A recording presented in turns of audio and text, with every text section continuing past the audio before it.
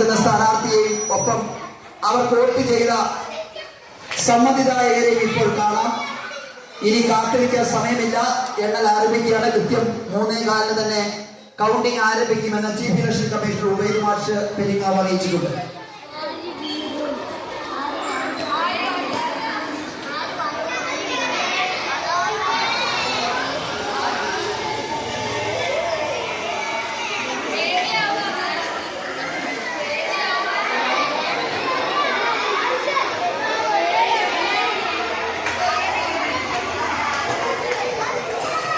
ശ്രദ്ധിക്കുക, ആദ്യം എണ്ണുന്നത് post ലോട്ടാണ്. Mabel teacher ഉൾപ്പെടെ 2-3 പേര് ഇന്ന് വന്നിട്ടില്ല. അത് പോസ്റ്റ് ലോട്ട് ഉണ്ട്. പോസ്റ്റ് ലോട്ട് എണ്ണി കഴിഞ്ഞാൽ ഉടൻ തന്നെ മറ്റ് വോട്ടുകൾ എണ്ണുന്നതാണ്. സാധാരണഗതിയിൽ പോസ്റ്റ് ലോട്ട് എണ്ണുമ്പോൾ ഒരു രാഷ്ട്രീയ കക്ഷിയാണ് മുന്നിട്ട് നിൽക്കുന്നത്. അതുകൊണ്ട് ഈ തവണ അങ്ങനെയാണോ എന്നറിയില്ല. ആദ്യം പോസ്റ്റ് വോട്ടുകൾ എണ്ണും, തുടർന്ന് മെഷീനിൽ നമ്മൾ ചെയ്തിട്ടുള്ള വോട്ടുകൾ